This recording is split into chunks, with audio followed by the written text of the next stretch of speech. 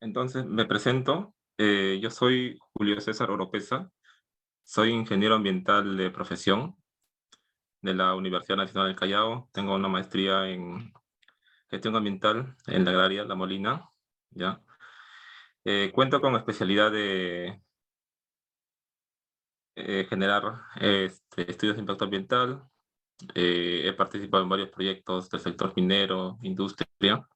En cuanto a residuos sólidos, también tengo amplia experiencia. He participado en proyectos de inversión de residuos, he asesorado varias municipalidades en cuanto a gestión, manejo integral de residuos sólidos. También he tenido la oportunidad de ver el proceso del manejo de residuos hospitalarios, ¿ya? Y bueno, en este tema vamos a tratar lo que es la gestión integral de residuos sólidos. A ver, voy a apagar un poco mi cámara para que pueda fluir mejor, para que se pueda escuchar más nítido, ¿no? Por el tema de conexión. A ver, entonces iniciemos. ¿De qué trata este curso en particular? ¿Ya?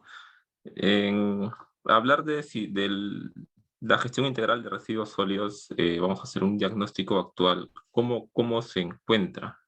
Julio, disculpa que ¿Ya? te interrumpa. ¿Podrías ampliar quizás la diapositiva, es decir, ponerla en modo presentación? Perfecto. Gracias.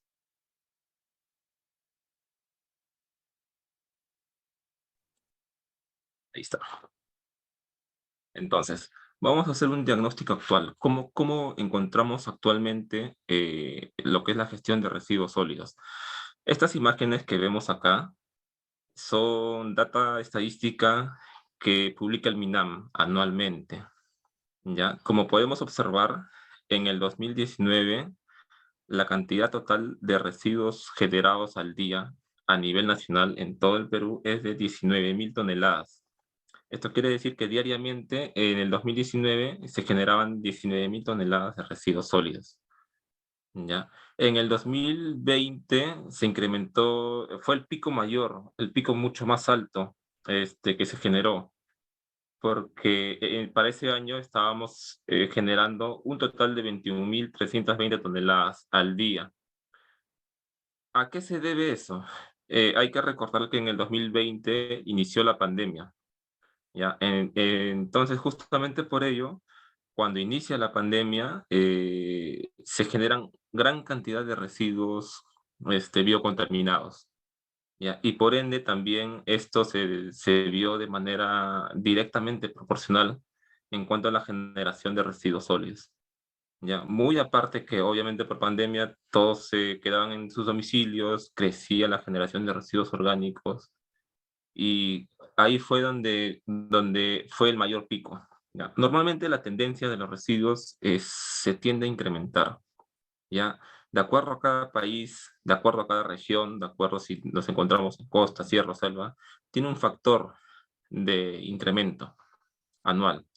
Pero en este caso, para del año 2019 al año 2020, este incremento fue el máximo. Ya para 2020 al 2021 como que se regularizó, por eso vemos que creció la generación de residuos de 21.320 toneladas a 21.658. ¿Ya? O sea, como podemos ver, los residuos tienden a aumentar.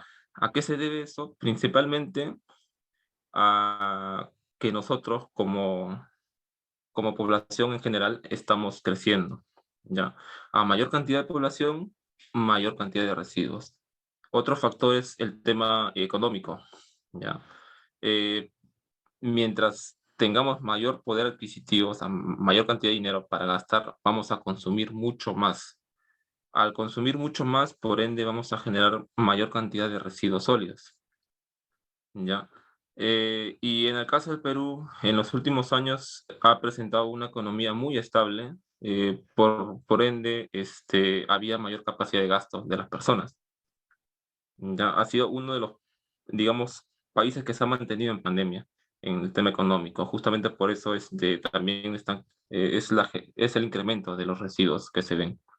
Ya para el año 2022 estamos generando aproximadamente 22.500 toneladas al día. Ya, esto es, como digo, producto del incremento de la población, incremento de la economía y entre otros factores más. Ya, de esta total cantidad de residuos que se genera al día, ya, aproximadamente entre 30 a 40% no son dispuestos en un relleno sanitario. ¿Qué es un relleno sanitario? Es un lugar es el lugar donde van a parar los residuos sólidos, ¿ya? Después de pasar por una etapa de procesos que lo vamos a ver más adelante, ¿ya? Es el lugar ideal en el cual la ley te dice que tiene que parar tus residuos sólidos. Pero también existen botaderos. Estos son botaderos informales, ya que cada región tiene, ya sea porque no hay una adecuada gestión municipal, ¿ya? Otros presentan condiciones muy accidentadas geográficamente. No hay un lugar óptimo para poder tener un relleno sanitario, ¿ya? A lo largo del tiempo, el MINAM se ha percatado de esto y da facilidades para la creación de rellenos sanitarios, ¿ya? Pero, o sea, actualmente, digamos que el relleno sanitario es como que la última opción a la cual tiene que ir el residuo sólido. ¿Por qué? Porque se está priorizando el tema de la valorización y el reaprovechamiento de estos residuos. Ya, yo no digo que esté mal los rellenos sanitarios, es más, es la mejor opción ahorita en la cual nosotros nos encontramos, ¿ya? Pero siempre tenemos que apuntar al tema de valorización y generar energía por coprocesamiento de los residuos. ¿Ya? Entonces, en la actualidad, ahora estamos generando un promedio de 22.500 toneladas al día de residuos sólidos, ¿ya? De los cuales, como ya les mencioné, entre el 30 a 40% tiene una disposición inadecuada. O sea, estos van a parar ya sea a botaderos informales, laderas de los ríos, ¿no? Esa es una disposición inadecuada. Estamos hablando aproximadamente del 40%. O sea, es una gran cantidad de residuos que no tienen una disposición adecuada, ¿ya? El 61%, sí, tiene una disposición en rellenos sanitarios, ¿ya? Y solamente el 0.8% en la actualidad está siendo valorizado. O sea, estamos reutilizando solamente el 0.8%. Entonces, ¿de qué están compuestos los residuos a nivel nacional? ¿Ya? Tanto costa, sierra y selva, siempre la principal composición son los residuos orgánicos, ¿ya? El 55% es materia orgánica de los residuos. Estos residuos pueden ser reaprovechados, ya sea por el tema de compostaje. Algunos países, como Colombia, por ejemplo, utilizan estos residuos para hacer alimentos de animales. Ya son secados, procesados, harinas, y si son bien manejados, llegan a ser, son usados para alimentar animales. ¿Ya? El 14.1% son residuos no aprovechables. Estos residuos sí necesariamente tienen que ir a un relleno sanitario, no se pueden reaprovechar. El 9.5% son residuos peligrosos, ¿ya? Y tenemos que el 20% aproximadamente son residuos inorgánicos. Estos residuos sí son altamente reaprovechables, ¿ya? Y si hacemos una correcta segregación en la fuente y una correcta recolección segregada, podemos sacar buen uso, bien provecho y de esta manera evitar que solamente el 0.8% sea valorizado, sino podemos subir ese porcentaje. Y así, de esta manera, los rellenos sanitarios pueden tener una gran vida útil, ¿no? Acá actualmente en Lima contamos con 4 rellenos sanitarios y cada relleno sanitario tiene un tiempo de vida útil, ¿ya? Probablemente de acá a 30 años más nos veamos en la necesidad, ya sea porque se ha incrementado la población, ¿no? Vamos a generar mucho mayor cantidad de residuos, vamos a tener que buscar nuevas opciones donde disponer finalmente los residuos, ¿no? Entonces, mientras más hagamos esta valorización de residuos, mientras más segreguemos en la fuente, vamos a alargar el tiempo de vida útil de los rellenos sanitarios. Entonces, esta diapositiva es del Ministerio del Ambiente. Ya, justo como les mencionaba, actualmente vivimos en la era del consumismo. Normalmente todo lo que consumimos lo desechamos. Mientras más consumimos, más residuos sólidos vamos a generar. Ya, acá vemos la gráfica, ¿no? Que en el 2000 y en el 2018 prácticamente se duplicó el consumo que nosotros realizamos, así como del 2018 al 2036. ¿Ya? Entonces, si nosotros consumimos más, vamos a generar mayor cantidad de residuos sólidos. O sea, es directamente proporcional la, la cantidad de residuos que vamos a generar en cuanto a lo que consumimos. ¿Ya? Entonces, acá ¿no? Nos dice que en el siglo XX el mundo incrementó su consumo de energía en 12 veces y extrajo 34 veces más de recursos. O sea, al extraer más cantidad de recursos es porque nosotros es- necesitamos, ¿no? Más recursos, hemos consumido más, ¿no?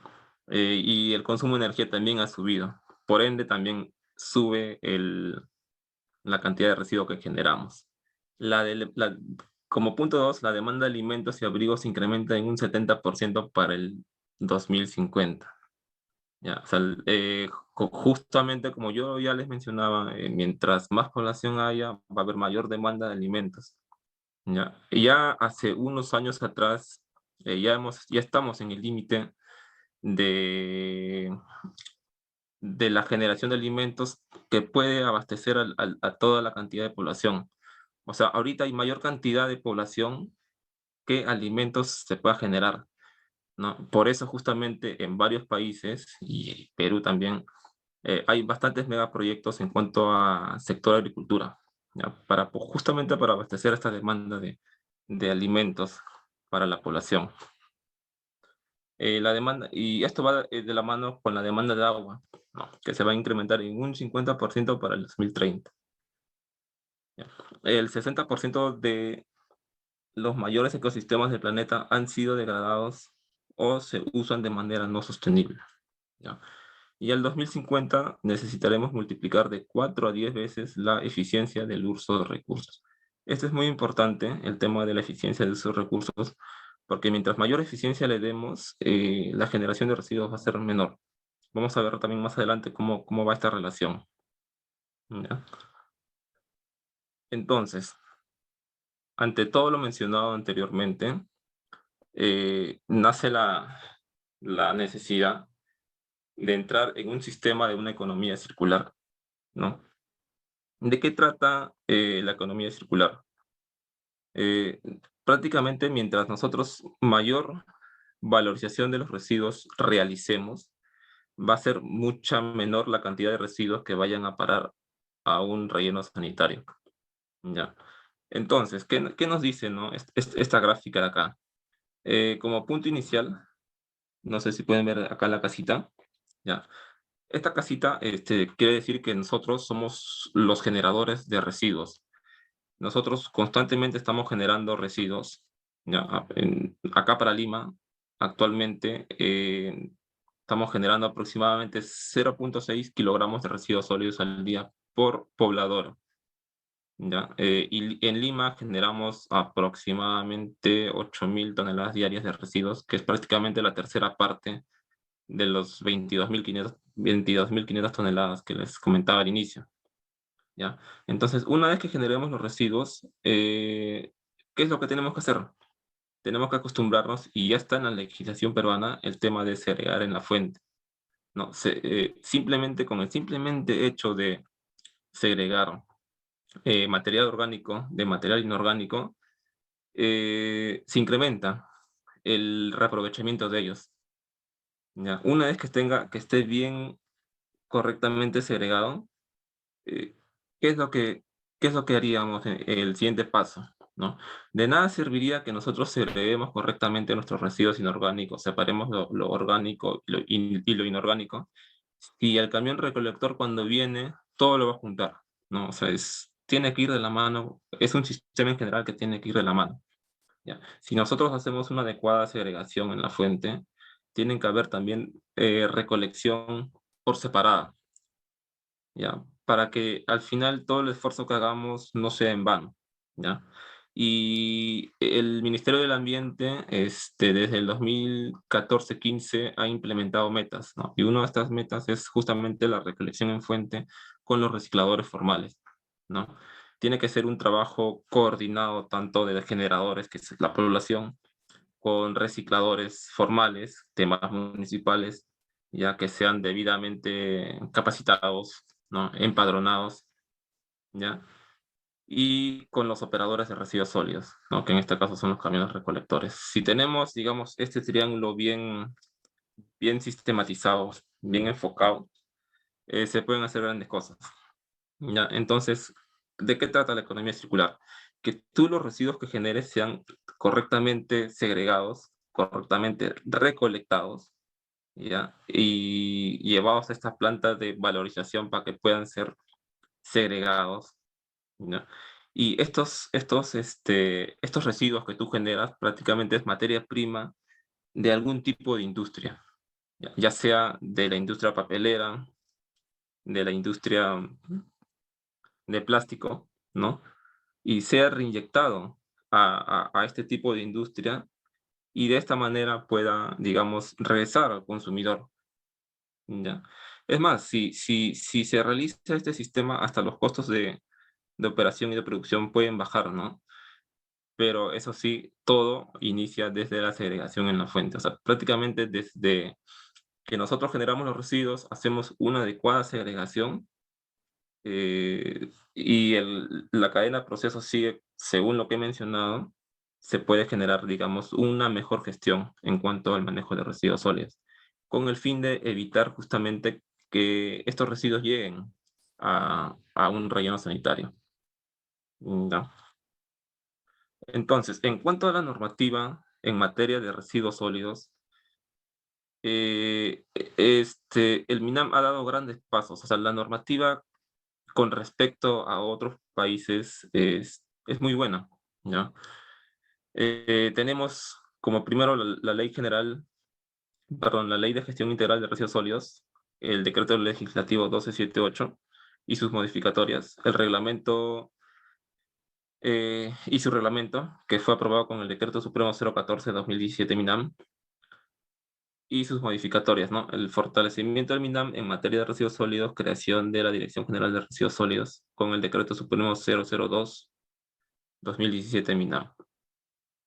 Y muy aparte de las normas sectoriales. Dentro de las normas sectoriales está el sector industria, el sector minero, el sector salud, sector de agricultura, que, que están sectorizados, ¿no? Y manejan digamos, su normativa independientemente, pero todo bajo la ley madre, ¿no? Que es el decreto legislativo 1278, Ley de Gestión Integral de Residuos Sólidos.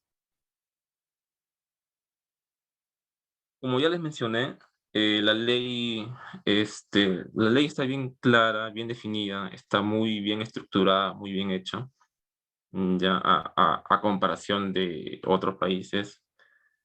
Eh, si se toman la oportunidad de leer, ¿no? Uno la finalidad principal de esta ley, como principal factor número uno es prevención y minimización. O sea, ¿a qué se refiere con eso? Prevención o minimización es prácticamente reducir la cantidad de residuos que está generando. O sea, prevenir es casi imposible, ¿ya? Pero sí se tiene que enfatizar el tema de minimización. Justamente como les mencionaba, en la era de consumismo que estamos, en- prácticamente todo lo que consumimos tiene un tiempo de vida útil y al final los productos que adquirimos se van a tener que desechar, ¿no? O sea, se convierte en un residuo. Y este residuo al final va a parar a un relleno sanitario.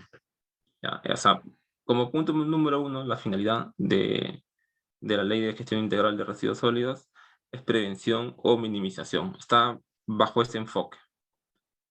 Como punto dos, y así no se puede prevenir o minimizar los residuos, se tiene que valorar o recuperar. ¿Ya? En este caso se prefiere la recuperación y valorización material y energética de los residuos, entre los cuales se cuenta con la reutilización, el reciclaje, compostaje, coprocesamiento, entre otras alternativas, siempre que garantice la protección y la salud del medio ambiente. ¿Ya? Justo como mencionaba el tema de valorización material y valorización energética, ¿no?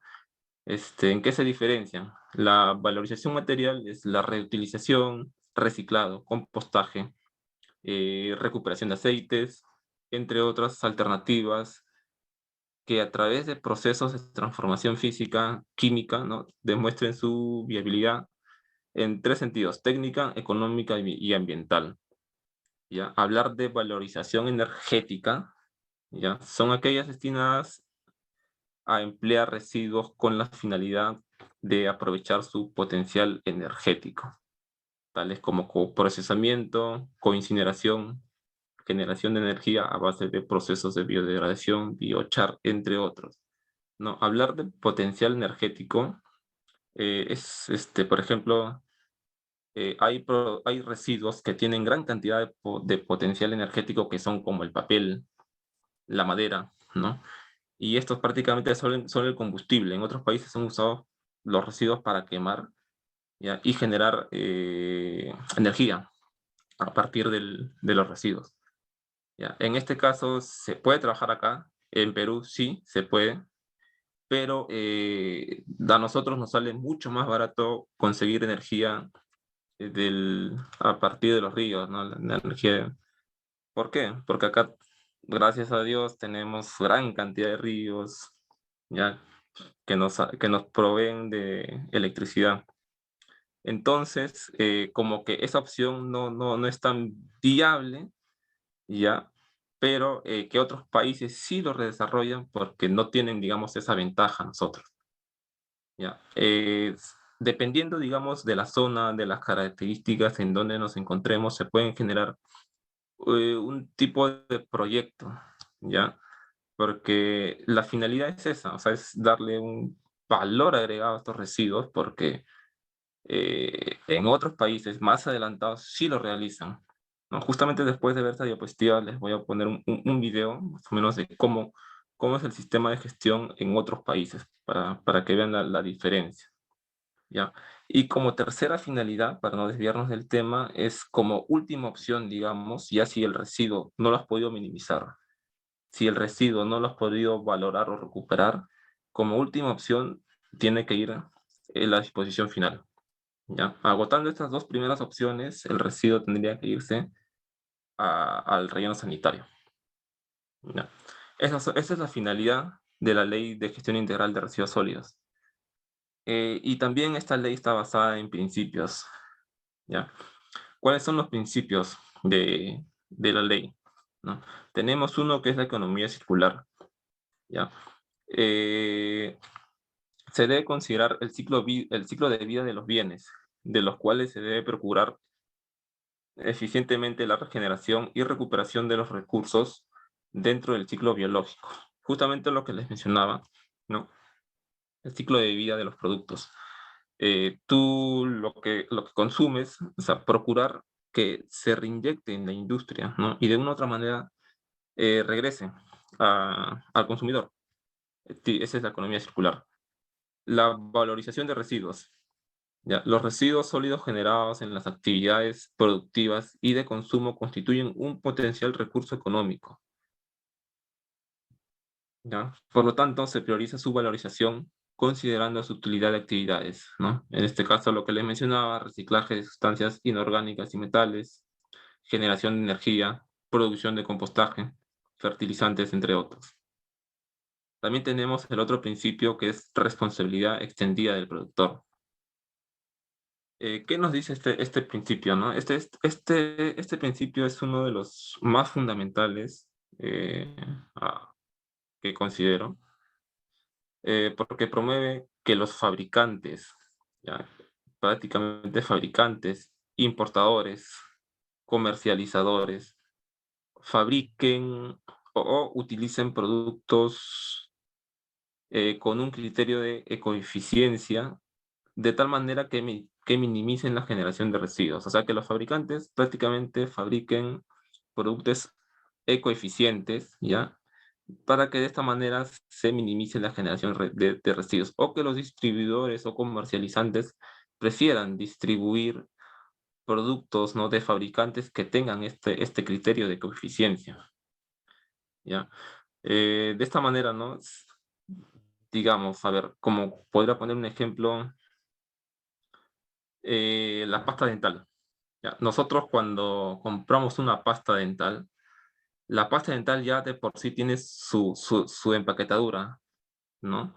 Y muy aparte de tener su empaquetadura, tiene una caja, viene en una caja de cartón, ¿ya?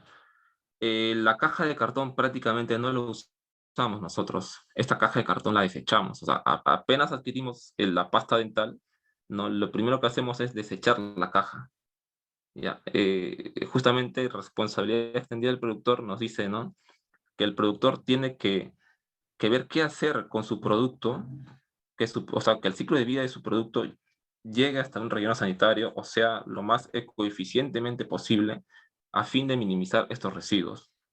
Entonces, basándonos en ese principio, prácticamente esta pasta dental no tendría que tener esta cajita de cartón, ¿no? Porque nosotros no le damos ninguna utilidad. Es más, estamos pagando por ello, porque esta cajita de cartón incrementa el costo de tu producto, ¿ya? Eh, pero no le estás dando ningún uso. El uso más que todo es tema de marketing, para que se vea mejor, más presentable, de repente se puede transportar mejor, pero otro uso no le estamos dando. O sea, en este caso nosotros estamos pagando más por este cartón que no estamos usando, ¿no? Y estamos contaminando más porque al fin y al cabo esta caja está yéndose a un relleno sanitario, ¿no? De igual manera, no sé, hay bebidas alcohólicas que también ya tienen su envase, pero vienen encajonadas, ¿no?, con cartón, ¿ya? De esta manera se pueden crear estrategias, ¿no? Yo estoy dando de este ejemplo, pero hay muchos más ejemplos, ¿no?, que existen en la realidad. ¿Qué más? A ver.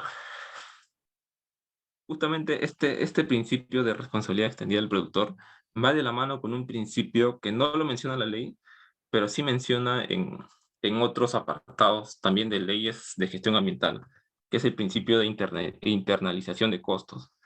¿Qué te dice este principio, no, de internalización de costos? Este principio lo que te dice es que tienes que internalizar tus externalidades. O sea, si nos vamos al ejemplo de la pasta dental, ¿ya?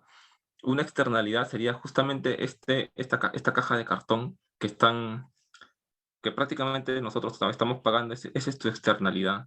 Y tenemos que integrarlo dentro de la estructura de costos para que esta caja de cartón sea, digamos, eh, dispuesta en un relleno sanitario de manera correcta, ¿no? O sea, esa va a ser tu externalidad, ¿no? Otro principio que también lo dice la ley es la responsabilidad compartida, ¿no? Que está pintado de color verde. ¿Qué nos dice el tema el principio de responsabilidad compartida? Que también va de la mano justo con el principio de responsabilidad extendida del productor, ¿no? Nos dice que la gestión integral de residuos es una corresponsabilidad social, requiere la participación conjunta, ¿ya?, de tanto generadores, operadores de residuos sólidos y municipalidades. En este caso, justamente como les mencionaba, nosotros como generadores, ¿no?, tenemos que trabajar de manera conjunta con las municipalidades, ¿no? En este caso, las municipalidades tienen que hacer capacitaciones de cómo reciclar, cómo cómo segregar en la fuente, ¿no? Todas las municipalidades tienen sus segregadores en la fuente, ¿ya? Y estos también tienen que estar capacitados para que de una u otra manera ellos se van a encargar de hacer esta recolección selectiva, ¿ya? Y como les mencionaba, de nada va a servir si la recolección al final llega el camión del recolector y todos los residuos se juntan en uno solo, ¿no? Por eso justamente se habla mucho del tema de la recolección segregada, separada, tanto para residuos orgánicos como residuos inorgánicos, ¿ya? Y finalmente, el principio de protección del ambiente y la salud pública, ¿no? Que comprende las medidas necesarias para proteger la salud individual y colectiva de las personas. Entonces vamos a poner un video para que puedan ver. Segundo.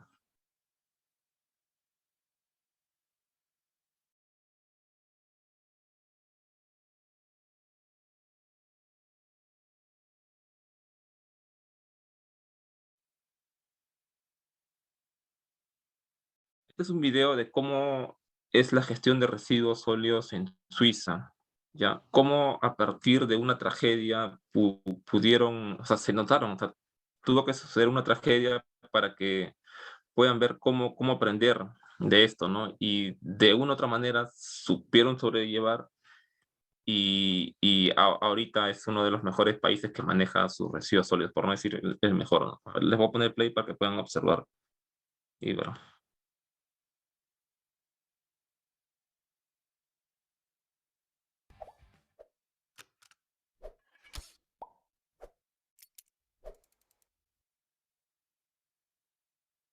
De lo más hondo del pozo hasta la cima.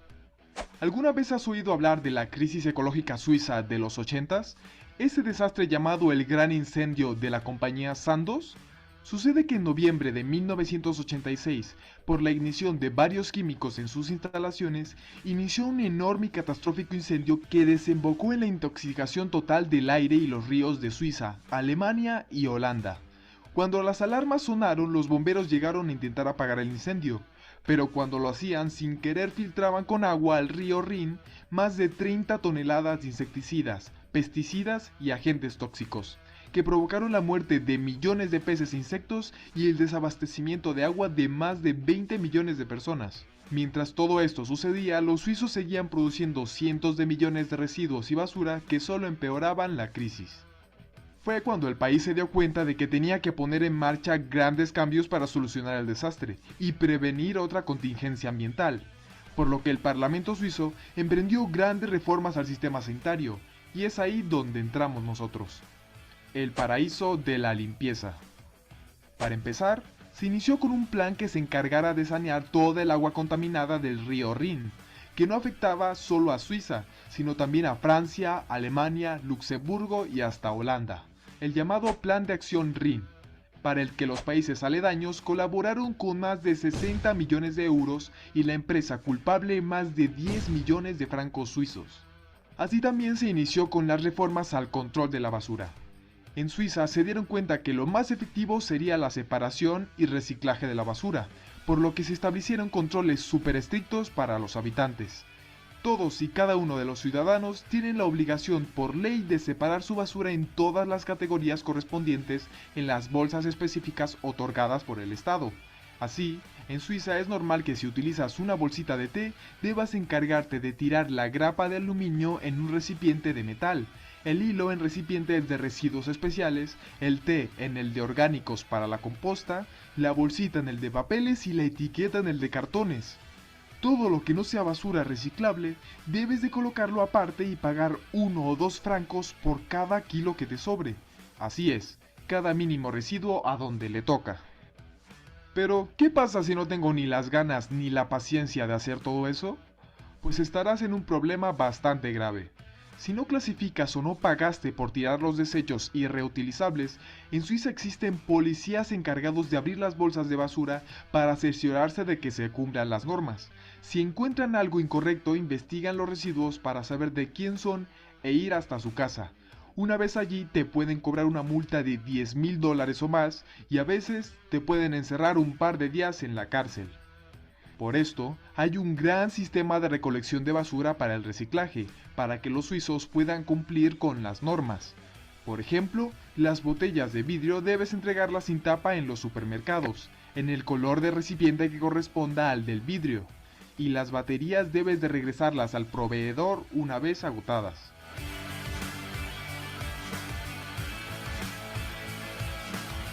Pero esto no acaba aquí. Voy a hacer un pausa en el video. Justamente como mencionan, ¿no? Ahí el tema de la segregación en Suiza ya está bien, digamos, bien controlada, ya es un tema cultural que no salió de la noche a la mañana, sino viene ya prácticamente desde los años 90, ¿no? Ellos ya están acostumbrados a segregar, ¿no? Y como ahí lo mencionan, ¿no? Hasta el té que tomas, lo separan en la grapa, la bolsita que es material orgánico y hasta la cuerda va separada. Pero ¿qué pasa si alguien no quiere segregar? Ahí mencionan, ¿no? Si no quieren segregar, entonces tienen que pagar por el kilo de residuo que desechan. Pero ¿qué pasa si no pagan? ¿No? Si no pagan, ahí ya tienen fiscalizadores, policías prácticamente que, que controlan esta gestión de residuos y les llega la multa, ¿no? Si tú quieres desechar, es como decir acá en Perú, si tú desechas tu residuo al día, ¿no? Se te cobren tus 5 soles, 10 soles, ya, por no segregar. O sea, prácticamente nosotros estaríamos pagando eso. Pero si segregáramos, digamos, si segregáramos, ahí sí la segregación es bien clasificada, ¿ya? Sería gratis, prácticamente. ¿Ya? Y se han dado cuenta del sistema que usan en Suiza, ¿ya? Este sistema de acá es un sistema que algunas municipalidades acá en Lima sí lo tienen, ¿no? Son los contenedores soterrados que van prácticamente bajo tierra, ¿ya? Cuando se hace la estructura en cuanto a almacenamiento, se tiene que tener en cuenta muchas cosas. Ya, o sea, al hablar de una gestión de residuos sólidos, también tú diseñas este tipo de almacenamiento de residuos, dependiendo de las condiciones del terreno. Para tener este sistema, necesitas un lugar amplio, ¿ya? Y recolectores especiales, porque este recolector no lo puede hacer cualquiera. Cuando hablamos de contenedores soterrados, contenedores con levantamiento de carga hidráulica, ya, son sistemas complejos, ya, pero que bien diseñados sí funcionan. Hay distritos en los cuales no ha funcionado este sistema, o sea, por más que se ha querido modernizar, ¿ya? Pero lamentablemente la gente no hacía buen uso de estos contenedores y simplemente lo que hacían era ponerlo a los costados, ¿ya? O sea, en vez de abrir la tapa y vaciar los residuos, ya, lo que hacían era poner a los costados, a los costados, a los costados, y más que generar o sea, un ambiente que se vea agradable, o sea, era peor, todo lo contrario, se generaban puntos críticos de residuos.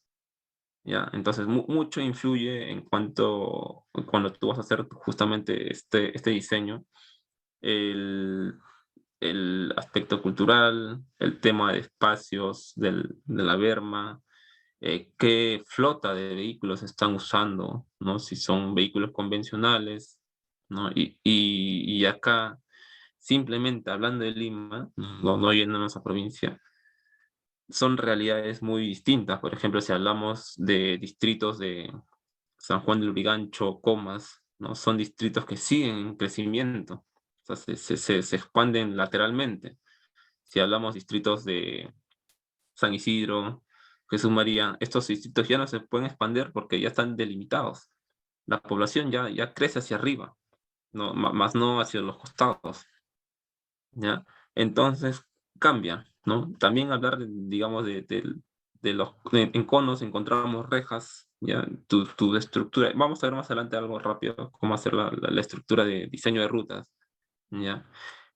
También zonas de cerros con pendientes, donde tú tienes que ver qué maquinaria puede entrar, puede hacer ese recorrido, ¿no? O sea, por eso cada vez que hacemos este diseño de estructuras, tenemos que basarnos en todas esas condiciones que yo les menciono. Ya, vamos a seguir viendo el video para ver qué más hacen los suizos, ¿no? Que nosotros no hacemos. Esto es para la basura reciclable. Los desechos y el desperdicio sobrantes en Suiza son utilizados como combustible para dar calefacción a las familias suizas. Así es, todo lo que no se pueda reciclar es transportado hasta una gran red de plantas incineradoras avanzadas muy eficientes que aprovechan toda la basura incinerándola y generando calor que se utiliza como calefacción para la población. Estas plantas de alta tecnología no contaminan el aire ni producen residuos tóxicos. Es así como casi toda la basura que se requiere para calentar las casas de los suizos proviene de la basura.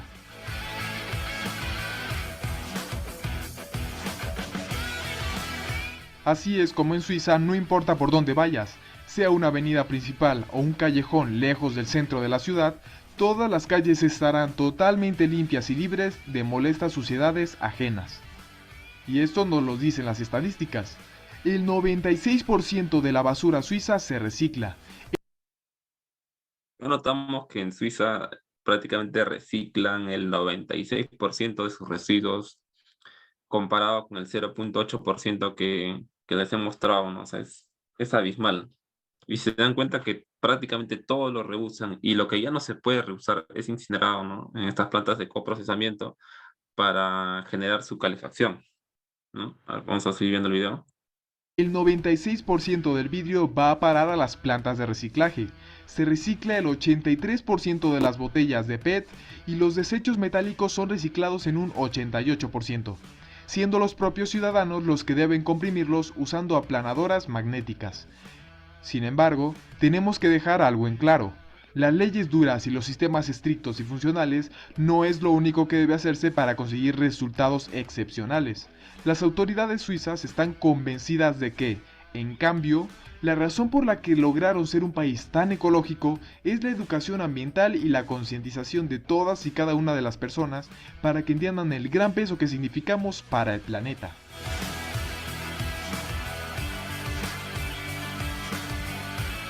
Para concluir, en Suiza se iniciaron una serie de reformas para el cuidado ambiental desde que sufrieron una gran crisis ecológica, y ahora por ello son los principales recicladores del mundo. Pero, ¿qué podemos nosotros tomar de ahí para alcanzar ese nivel?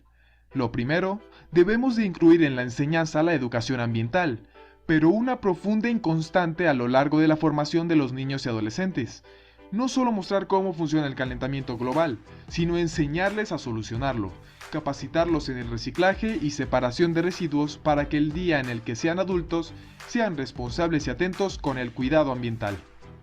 Junto a esto, los hispanos debemos de tener presupuestos transparentes y fiscalizados para el establecimiento de sistemas de reciclaje nacionales, colocar al alcance de la población y facilitarles el reciclaje colocando contenedores, plantas de recolección y reciclaje y redes de incineración eficiente a lo largo de todo el territorio, para que los hispanos podamos separar nuestros desechos y después sean aprovechados de la mejor forma posible.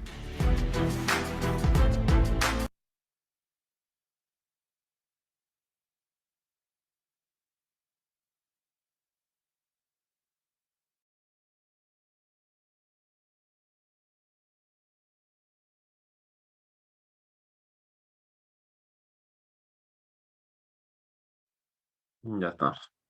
Entonces, bueno, hemos visto, ¿no? Cómo manejan la gestión de residuos en Suiza, que prácticamente es uno de los países, por no decir el país que más recicla, ¿no? Tienen la cultura de reciclaje ya insertada, ¿ya? Y la ley ahorita en el Perú también a nosotros nos faculta el tema de separación en la fuente y reciclar. O sea, también prácticamente nos obliga a reciclar en nuestras casas, pero sin embargo no se realiza, no hay, digamos, alguien que nos fiscalice, ¿ya? ¿Por qué? Porque ahorita ya estamos acostumbrados al sistema tradicional y convencional del cual venimos trabajando, ¿no? Constantemente. Este es un trabajo que se tiene que realizar prácticamente en colegios, ¿no? Desde los menores, y no se va a ver reflejado de acá a 1, 2, 3 años, ¿no? Es un trabajo a largo plazo que se tiene que realizar, ¿no? Y lamentablemente también sabemos el déficit que tenemos en cuanto a gestiones municipales, ¿no? Que duran solamente periodos de unos 4 gestiones, gobiernos regionales, 5 años que son presidencia, y cambia todo, ¿no? Cambia. En Suiza vemos que ellos vienen realizando eso desde 1990, ¿no? Nosotros podemos copiarnos su sistema, traerlo acá tranquilamente y mejorar, ¿no? De repente no nos demoraremos 20, 30 años, pues podemos eh, ser más eficientes, ¿no? Y hablar de 15 años, 20 años, ¿no? Cualquier consulta que tengan, siéntanse en la libertad, ¿no? Aportes, consultas, participar, ¿no? Yo estoy atento, abierto a consultar, ¿no? A hablar acá, ¿ya? Entonces seguimos. La clasificación de los residuos, ¿no? La clasificación de residuos es, si tú hablas por el manejo, tenemos residuos municipales o residuos no municipales. Los residuos municipales son prácticamente los residuos que generamos nosotros en nuestros domicilios, y los no municipales son de actividades de comercio, de empresas, tiempes, ¿no? Y por sus características, ya sean físicas, químicas, se pueden clasificar en residuos peligrosos y residuos no peligrosos. ¿Ya? Los residuos del ámbito municipal. Los residuos del ámbito municipal tenemos, como ya les mencioné, ¿no? Domiciliarios y no domiciliarios, ¿ya? Los domiciliarios son los que generamos en nuestras casas, en nuestras viviendas, y los no domiciliarios son los que se generan en comercio, en tiendas, tienditas, ¿no? Al final, sumados, nos da la generación total de residuos en el distrito. Los residuos municipales especiales son aquellos que se generan en áreas urbanas, que por sus características y volumen requieren un manejo particular. ¿Cuáles son estos residuos municipales especiales? Tenemos los residuos de laboratorio de ensayos. ¿Por qué? Porque estos usan químicos, aditivos, ¿no? Tienen que tener una disposición especial. Los lubricentros, ¿ya? Centros veterinarios. Acá hablamos de residuos ya contaminados por sustancias o líquidos, ¿no? De las mascotas. Es igual, por ejemplo, hay centros podológicos que ellos ya tienen un sistema distinto. Ellos están más que todo en el sector salud, o sus residuos ya llegan a ser residuos biocontaminados. No tienen que mezclarse con los residuos municipales, a no ser que el residuo que se haya generado no sea o no haya tocado con el paciente. Es igual que prácticamente el mismo sistema que los hospitales.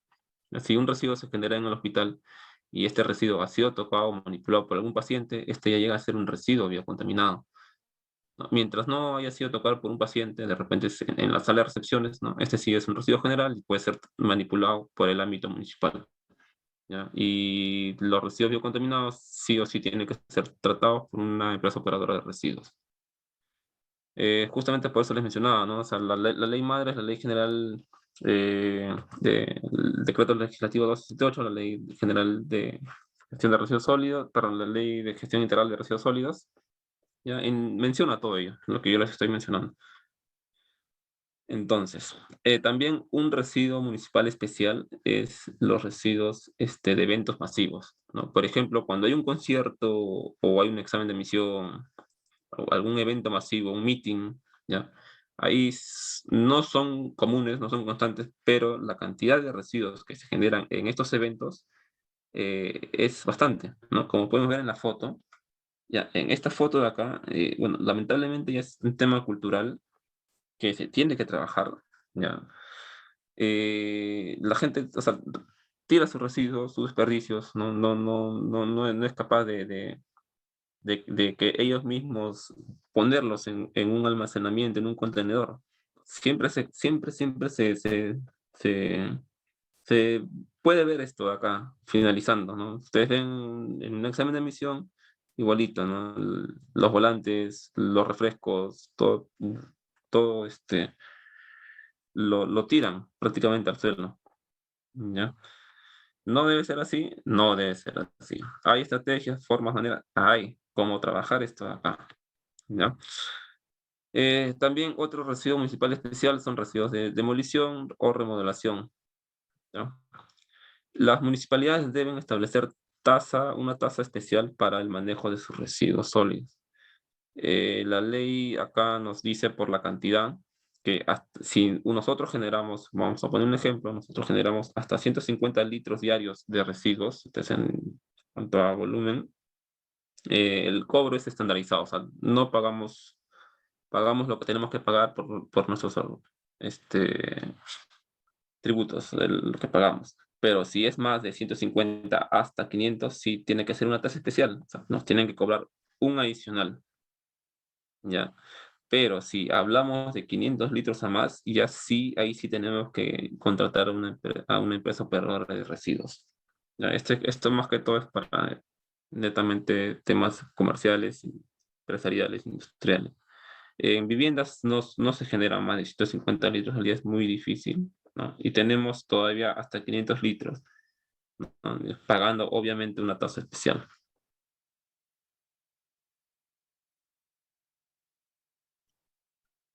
A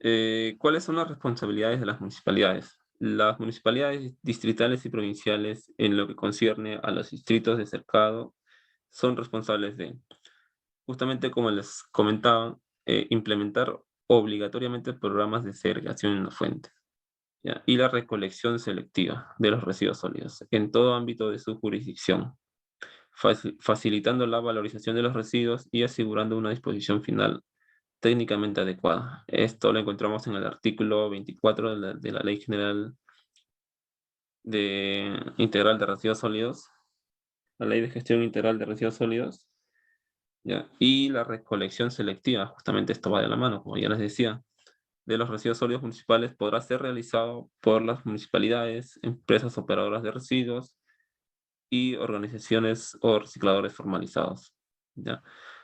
O sea, acá no menciona que las municipalidades pueden hacer la recolección a nivel distrital o contratar o tercerizar el servicio a una empresa operadora de residuos para que ellos lo generen, ¿no? Y tiene que ser recolección selectiva, ¿ya? De nada va a servir nosotros segregar en nuestros domicilios si el camión recolector al final lo va a juntar, ¿no? Entonces Julio, acá hablamos de esto, recolección de residuos sólidos. La Julio, ¿me recolección de escuchas? residuos... ¿Aló? Sí, ¿qué tal, Julio? Te entró una pregunta por YouTube. ¿Te la leo? Perfecto. A ver, Fernando Torres, ¿no? Ujú. Sí. Ah, ok. Eh, Me dice, ¿cuál vendría a ser la diferencia entre residuos sólidos y la basura? ¿No? Nosotros comúnmente llamamos a los residuos sólidos basura, pero es un término, digamos, mal usado, ¿ya? En la ley general, en la ley de gestión integral de residuos sólidos, ¿no? Define prácticamente a la basura como residuos sólidos. O sea, estos residuos sólidos, nosotros tenemos la capacidad de hacer un reaprovechamiento, un reuso, porque no llega a ser considerado una basura. O sea, la basura prácticamente ya no puedes usarlo, no puedes usarlo y es un término mal usado. El término correcto es un residuo sólido. Ese es el término correcto de llamar a la basura. Prácticamente esa es la diferencia.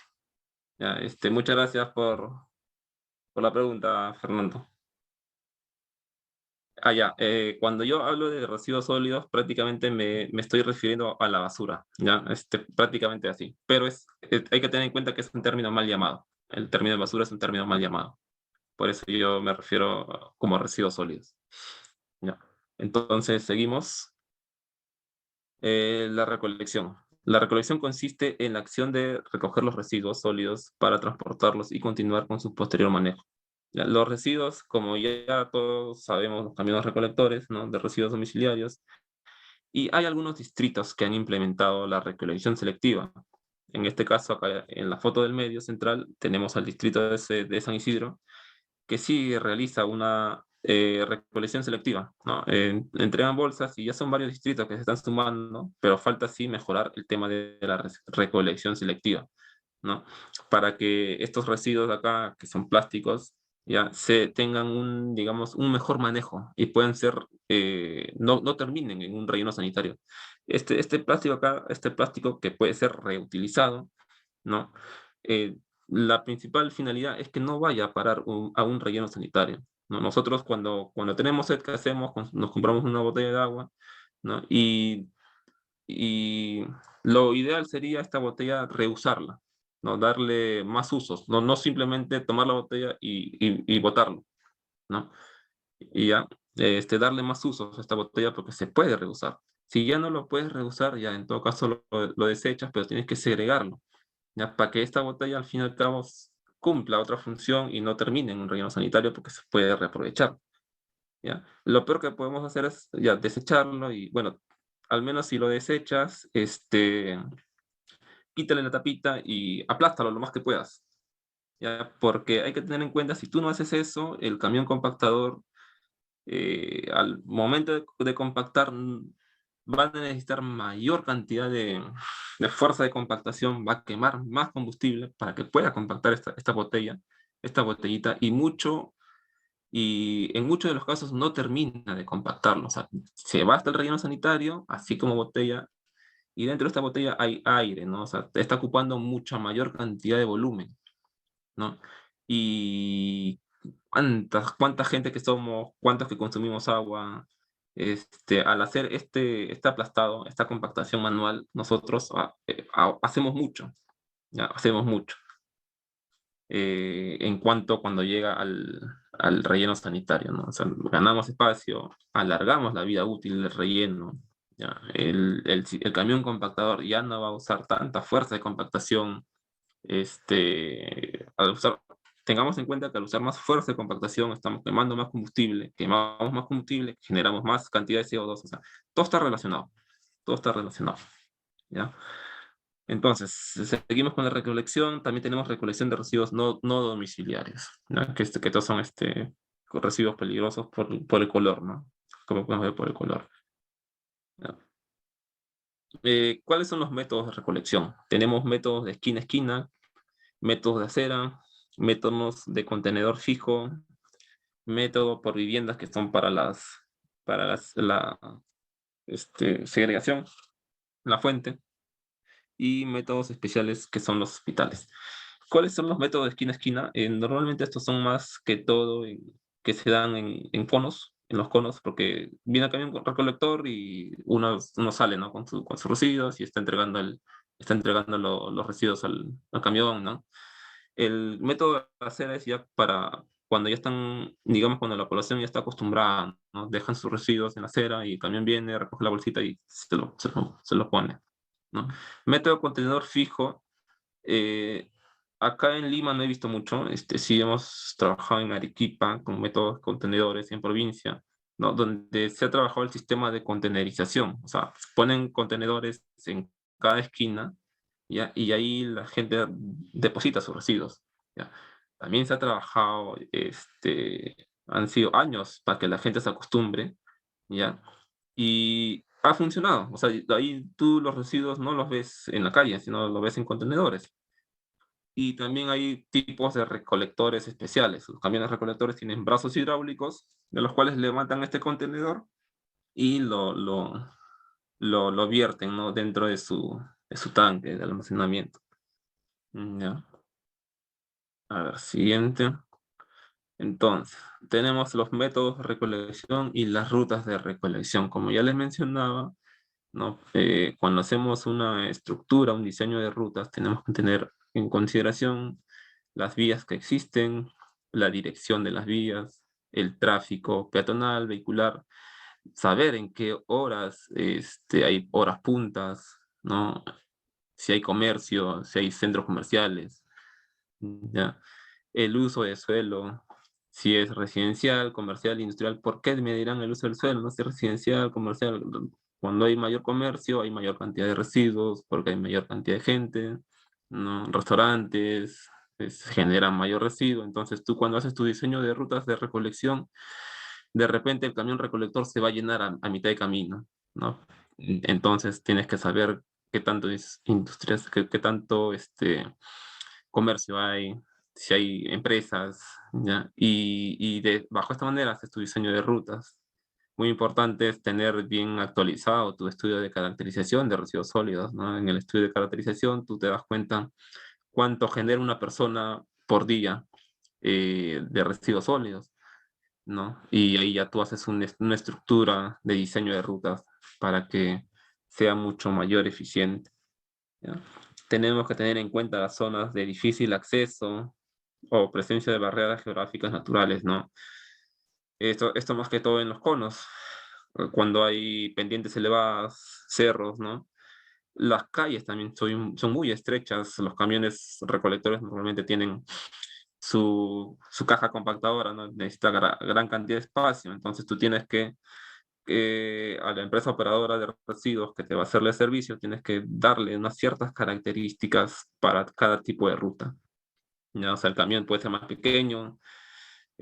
Cuando hacemos esta estructura de rutas de recolección, vemos y tenemos en cuenta todo esto, ¿no? Para saber cuál es la mejor, el diseño de rutas y cuál es el mejor camión compactador que vamos a usar. Tenemos que también tener en cuenta la densidad poblacional, porque cada persona genera, acá en Lima, 0.6 kilos de residuos al día, ¿no? Mientras mayor densidad poblacional haya, mayor residuos van a generar. Julio, otra pregunta de Fernando Torres por YouTube. Lo acabo de enviar. Sí. A ver, una pregunta. En el Perú tenemos algunos distritos que no tienen o no desarrollan una buena gestión de residuos sólidos. ¿Cuál sería la mejor estrategia para una gestión más eficiente de residuos sólidos? Sí, es muy cierto, Fernando. Como ya lo mencioné, la mejor estrategia va a depender de qué zona es, ¿no? Si hablamos de la costa, sierra, selva, ¿por qué? Porque, a ver, en cuanto a costa, nosotros generamos 0.6 kilogramos por día de residuos sólidos. En la selva están generando aproximadamente 0.58 kilogramos de residuos sólidos. Y en las sierras se genera menos, que es 0.54 aproximadamente kilogramos de residuos sólidos. Entonces, ¿esto qué implica, no? Que en las sierras se está generando menor cantidad de residuos, ¿sí? ¿Por qué? Porque al ser, yo cuando voy a la sierra, digamos, ¿no? Mis familiares tienen sus mascotas, ¿no? Y los residuos orgánicos son ahí, digamos, de una u otra manera, no terminan en los residuos, sino los residuos de la papa, de la caja, se los dan a sus animales, a los cuyes, conejos, ¿no? Y de esta manera, digamos, quieran o no, están generando menos residuos, ¿no? Entonces, ¿cuál es el principal problema en la sierra? En cuanto a la gestión de residuos sólidos, son uno, que yo me he percatado, que sus vías y sus pendientes, ¿ya? Las vías y las pendientes, uno, que valoran más el tiempo de vida de útil de los camiones recolectores, ¿no? Cada distrito está más lejos. En provincia, por ejemplo, en la sierra, justamente por tener estas condiciones geográficas muy accidentadas, es muy difícil encontrar un lugar de disposición final de residuos sólidos, ¿ya? Entonces, al no tener un lugar adecuado, un relleno sanitario adecuado, digamos, no tenemos dónde botarlo así adecuadamente los residuos, ¿no? Entonces ahí más abundan los botaderos, ¿no? La pregunta está bien hecha, Fernando, te felicito por la pregunta, pero sí mucho acá entraría a tallar el tema del sector, ¿no? O sea, cada sector va a manejar una estrategia distinta. Hablando a nivel de Lima nada más, digamos, en los distritos, ¿no? Distrito en los conos, ¿no? Donde la población cada vez crece de manera horizontal, ¿no? Eh, Se tienen que diseñar mejor rutas de recolección. No hay digamos, un buen ordenamiento territorial, ¿no? La gente donde llega, así, levanta sus casas, todo, no hay un orden, ¿no? Entonces ahí la realidad es otra, a diferencia de San Isidro, ¿no? Jesús María, Miraflores, ¿no? Que ya está bien limitado esas zonas. Más bien ahí crece la población hacia arriba, ¿no? Departamentos, o sea, igual los residuos están creciendo, ¿no? Entonces ahí la realidad es otra, digamos, la estrategia va a cambiar, va a variar. Ahí, si hablamos de estrategia, tenemos que ver el lugar, ¿no? La zona de acción, ¿no? El nivel cultural también importa mucho, ¿no? Más que todo va por ahí, Fernando. Gracias por tu consulta. Cualquier consulta que ustedes tengan, siéntanse en la libertad de hacerlo. Estamos acá para compartir ideas. Yo, en base a mi experiencia, también comentar, ¿no? Pues, yo les invito al curso a que se inscriban, ¿no? De una u otra manera, yo comparto mis experiencias, tenemos, como si me tengo invitados han sido gerentes de varias municipalidades, amigos míos con los que hemos trabajado, ¿no? Y sí, se trabaja, o sea, con tal de mejorar esta gestión, este es un tema muy, muy enriquecedor, ¿no? Y las leyes ya están bien estructuradas, lo que sí falta es, más que todo, ponerlos en práctica, ¿no? Ponerlos en práctica. Eh, Continuando con la exposición, ¿no? Luego de la recolección tenemos el tema de la transferencia. ¿Ya? La transferencia de residuos sólidos, ¿no? Es un proceso mediante el cual se descargan los residuos de vehículos de menor capacidad a otros de mayor capacidad, ¿ya? En Lima podemos ver esto más que todo en el sur, ¿ya? En Villa María y San Juan de Miraflores, ¿no? Justamente como les mencionaba, por el tema de que presentan pendientes muy accidentadas, sus vehículos son más pequeños, ¿ya?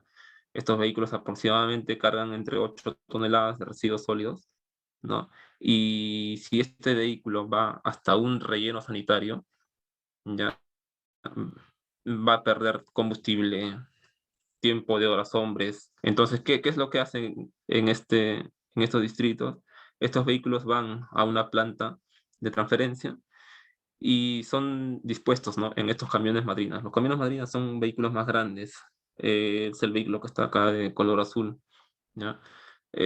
Son transferidos, ¿no? De acá a este vehículo de acá. Obviamente tiene que haber una planta de transferencia, no se puede hacer, la ley lo prohíbe, ¿no? Tiene que estar todo con condiciones óptimas para hacer esta transferencia. Y ya este vehículo de acá, ya más grande, con mayor capacidad, entre 50 a 60 toneladas aproximadamente, es quien lleva los residuos al relleno sanitario, ¿no? Y este vehículo de acá, ya cosa que hace más viajes, ¿no? Es más eficiente. Está acá. ¿Cuáles son las ventajas? Justamente como les mencionaba, economía de transporte, ahorro de trabajo y energía, reducen el costo por desgaste, ¿ya? ¿Cuáles, no? Del vehículo, porque si va hasta el relleno sanitario no es que esté acá alejado, en el sur tenemos el relleno que está en Lurín, ya, el de Innova, entonces ellos van hasta allá, ¿ya? Versatilidad de flota, ¿no? Te permite tener mayor cantidad de versatilidad en la flota, posibilidad de reciclado.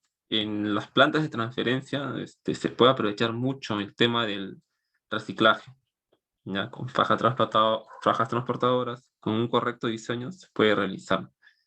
Hubo un proyecto en Huancavelica, en el cual Huancavelica es un lugar donde tienen una muy buena planta de reciclaje.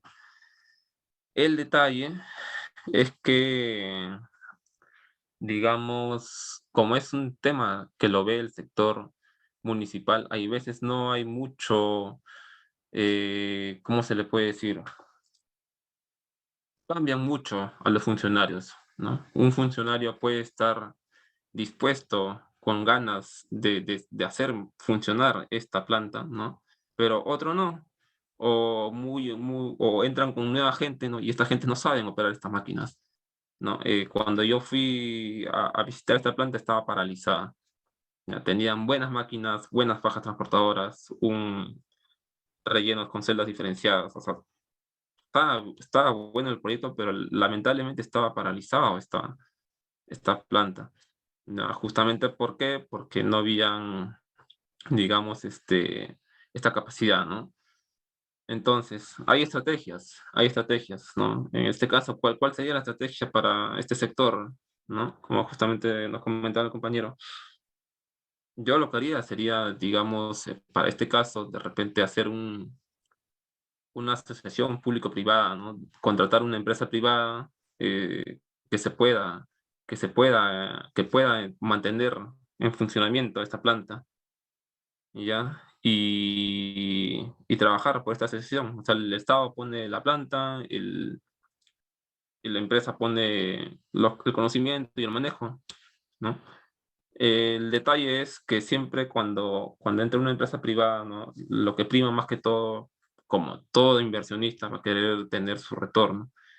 Y el retorno, cuando hablamos de residuos sólidos, tenemos que tener, digamos, cantidad de residuos, ¿no? En provincia no se logra tener la cantidad para que haya este tipo de inversiones, ¿no? Pero con esta asociación público-privada sí se puede manejar, digamos, grandes beneficios, ¿no? Para ambas partes, tanto para el sector municipal como para el sector privado, ¿no? Entonces, siguiente. Y la disposición final de los residuos. Ya, como ya hablamos, la ley te dice que como última opción los residuos tienen que llegar a los rellenos sanitarios. Pero estos rellenos sanitarios tienen que estar en óptimas condiciones, ¿no? Disposición final de residuos. Se realiza en rellenos sanitarios, los mismos que son implementados por las municipalidades o empresas operadoras de residuos. La disposición final de los residuos sólidos, peligrosos, no peligrosos y residuos provenientes de actividades de construcción, demolición, de gestión municipal deben realizarse en celdas diferenciadas. Este es un relleno sanitario, ¿ya? Hay rellenos eh, manuales, están rellenos sanitarios semimecanizados y rellenos sanitarios mecanizados. ¿Cuáles son los mecanizados? Hablamos de 50 toneladas a más, que disponen 50 toneladas de residuos diarios. ¿Ya? Los semimecanizados entre 6 a 50 toneladas y los manuales hasta 6 toneladas como máximo. ¿Ya? Eh, Esta imagen de acá, está en la parte de abajo, es, digamos, una estructura de cómo es un relleno sanitario, ¿no? Los residuos ingresan, son dispuestos, son tapados con el mismo material de cobertura. ¿Ya? Estas imágenes, estas chimeneas que ven acá, son por donde sale el gas. ¿Ya? Cuando ingresa en los residuos sólidos, y normalmente este gas se genera por la degradación de residuos orgánicos, ¿ya? Se genera el gas metano. ¿Ya? Entonces, este gas metano está saliendo. Y este gas metano tiene que ser quemado. Por eso, si han tenido la oportunidad de visitar un relleno sanitario, hay una chimenea que siempre está quemándose el gas metano. Y ustedes se preguntarán, ¿pero por qué lo queman, no? Es quemado, obviamente cuando quemas se produce el CO2, ¿ya? Pero si liberamos al ambiente este gas metano, el gas metano es 24 veces más perjudicial que el CO2. Un kilogramo o sea, ¿esto qué quiere decir? Que un kilogramo de gas metano va a ser 24 veces más perjudicial en la atmósfera que un kilogramo de CO2. Hay estudios que dicen que son hasta 80 veces, 100 veces más perjudicial. ¿Por qué? Por el tiempo de vida que está, ¿no? El gas metano se tarda aproximadamente entre 12 años en degradarse, ¿no? De forma natural, mientras que el CO2 se tarda 120 años en degradarse, ¿ya? Entonces, justamente por eso, ¿no? Como el gas metano es más perjudicial, por eso lo queman prácticamente, para que sea menos contaminante y sale CO2, ¿no? Se puede este, hacer muchas cosas con este gas metano. Sí, se puede. Puede. ¿Qué más? Selección del área de infraestructuras de disposición final. Para hacer un relleno sanitario, ¿no? Tenemos que tener una compatibilidad de uso de suelo y los planes de expansión urbana. La minimización y prevención de los impactos sociales, sanitarios y ambientales negativos se pueden originar en construcción, operación y cierre. Obviamente, impactos sociales sí van a haber. Estos rellenos sanitarios tienen que estar alejados de la población. Nadie quiere tener un relleno sanitario al costado de su casa. Es más, la ley no lo permite, pero este es uno de los pasos que se tiene que seguir, ¿no? Los factores climáticos, topográficos, geológicos, geomorfológicos, hidrogeológicos también influyen mucho, sí. No vamos a poner un relleno sanitario en una falla geográfica, porque si hay corres el riesgo de que se derrumbe, se desprenda. Esto pasó en Colombia, un relleno sanitario prácticamente se desplomó a un río y ya se darán cuenta la magnitud de contaminación que esto implica, ¿no? Justamente por eso cuando se hacen estos estudios para, para generar este tipo de infraestructura, se tiene que tener en cuenta todas estas consideraciones. Tiene que haber un correcto estudio de suelos, ¿no? Para, para definir un lugar óptimo. Disponibilidad de material de cobertura, también. Preservación del patrimonio cultural, también preservación de áreas naturales protegidas, no se puede poner en las áreas naturales protegidas, ¿ya? Y la vulnerabilidad del área de desastres naturales. La planta de valorización, que ya les comentaba, ¿ya? Esta planta permite recuperar los residuos sólidos urbanos para su posterior reciclaje. De esta manera se reduce la cantidad de residuos sólidos que se disponen en los rellenos sanitarios, alargando la vida útil de los mismos. Las plantas pueden ser de origen social o privado. En las primeras, los recolectores informales, organizando en cooperativas, logran acceder al sistema formal de trabajo. ¿Ya? Este es como finalizar. Para finalizar, ¿no? Eh, acá en plantas de valorización hablamos, ¿no? De que puede ser origen social o privado, ¿ya? En el 90, por ejemplo, el Perú tenía un buen sistema de cobros de los residuos, de la gestión de residuos. Esto se cobraba, tú no pagabas a la municipalidad, no los tributos, sino estos eran cobrados por tu recibo de agua o luz. ¿Ya? Tú cuando pagabas tu recibo de agua o luz, indirectamente estabas pagando por tu gestión de residuos. Ya, ahí con ese dinero que entraba ahí, pagaban a los camiones recolectores. O sea, disponían de toda esta gestión. ¿Era un buen sistema? Sí, era un buen sistema, porque con esto nos evitábamos, ¿no? Esto, el tema de las moras, de los tributos, justamente por, por no pagar, ¿no? Muchas municipalidades dicen, no tenemos ingresos porque no pagan los tributos. En los 90 el sistema de cobros era distinto. Y muchos países de Centroamérica se copiaron de nuestro sistema que teníamos, porque sí resultaba.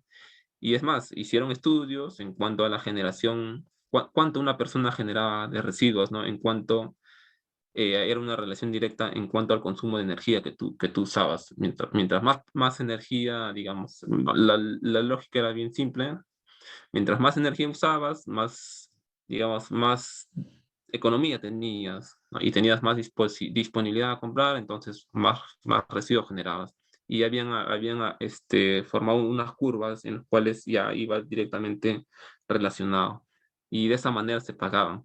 En este caso, no, justamente no recuerdo bien si fue en qué año fue, pero ya en el 2000 ya no manejábamos este sistema, se sacó, ¿no? Y ahí ya va el tema de las moras, ¿no? De los ingresos a las municipalidades para mantener esta gestión. Se debe retomar, sí, ¿no? Dependiendo, esto puede ser una estrategia, dependiendo de las municipalidades, como les digo, ¿no? Todo tipo de estrategia va dependiendo de cada sector. Ujú. Esto sería todo. Ya, esto sería todo. Les invito a participar. Este tema es un tema muy amplio. Hemos visto solamente el tema municipal, ¿no?